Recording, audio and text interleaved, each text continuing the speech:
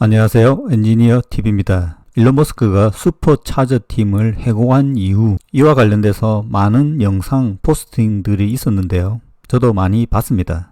근데 아무 생각 없이 있다가 충전 관련 스터디 중 현재 슈퍼차저 기술에 문제가 있구나 하는 내용들이 있어 특히 테슬라 충전 속도 개선이 거의 되지 않고 있다는 의견이 있고 특히 4680 배터리의 충전 문제점이 있다는 내용들이 보였습니다. 사실 해고라는 것은 이유 없이 하지는 않겠죠. 해당 내용 알아보겠습니다. 먼저 가벼운 주제로 보면 그림의 슈퍼차저 충전 시 핸들 플러그에 젖은 수건을 놓고 물을 뿌리는 광경이 있죠.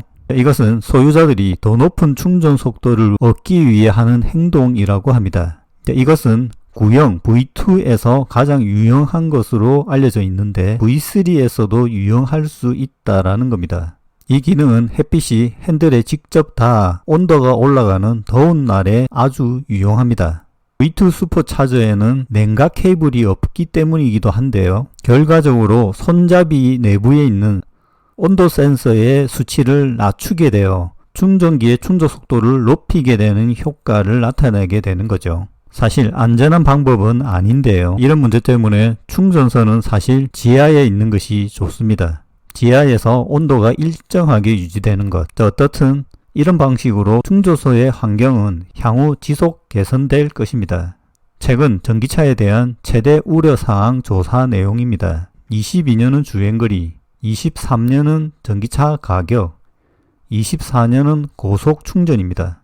그러면 이제 주행거리와 전기차 가격은 만족이 된 것인가 봅니다. 앞에 젖은 수건 사례에서 보듯이 그만큼 충전 속도를 갈망하는 것인데요. 솔직히 말씀드리면 충전에서 전기차와 내연차를 비교하는 것은 하지 말아야 할 행위입니다. 특히 주유소 환경에서 전기차와 내연차 충전 속도를 비교하면 절대 극복할 수 없습니다. 전기차 충전 문화가 새롭게 정착되어야 합니다. 이래서 특히 도심에서 대도시에서 내연차 금지가 가장 효과적입니다. 이것은 나중에 다루기로 하고 어떻든 전기차 구매에서 충전이 중요하다. 그래서 테슬라는 초기부터 슈퍼차저를 구축했고 타 기업에게도 개방하면서 2030년까지 연간 16조 원의 수익을 창출한다는데 왜 슈퍼차저 팀을 해고했을까요? 일론 머스크의 성향은 모르겠고 기술적인 부분만 봅시다. 테슬라 충전 관련 전문가 포스팅을 참고하면 모델 Y 4680 충전은 끔찍하다고 합니다. 9에서 80%까지 39분. 최초 테슬라의 자체 충전 시간 추정도 잘못되었다. 최초 플러그인 한 이후 80%까지 25분 추정이었는데 실제 39분이 걸렸다는 거죠. 자, 이건 4680 배터리와도 연관이 있어 보이는데요. 4680 2세대 버전입니다. 모델 Y 4680 역사를 보면 22년 4월 스탠다드 레인지 AWD 구성에서 장착이 되었고 처음에 직원들에게 공급되었고 4월 일반 대중에게도 판매가 되었습니다. 그런데 9월경 스탠다드 레인지 AWD에 대한 주문 접수를 중단했습니다. 자, 그리고 이제는 4680이 사이버 트럭에 장착되고 있죠. 사이버 트럭 충전도 현재 문제인 걸로 보입니다. 충전 곡선은 다양한 충전 사례가 있기 때문에 완벽하게 비교하기는 어렵습니다. 테슬라는 슈퍼차저에서 더 충전이 잘 되고 현대는 e핏에서 효과가 높겠죠. 모델 Y 4680의 문제점은 급격히 충전 속도가 떨어지는 현상입니다. 80%까지로 보면 결국 충전 속도가 느리다는 겁니다. 100W 이상을 오래 유지해야 충전 속도를 높일 수 있습니다. 빨간색 곡선, 이상적인 충전 커브입니다. 시작에서부터 높아야 하고 그 구간을 계속 유지할 수 있어야 하며 80% 근처에서는 급격한 하락은 큰 의미는 없습니다. 이것은 배터리 특성상 급격히 떨어질 수밖에 없습니다.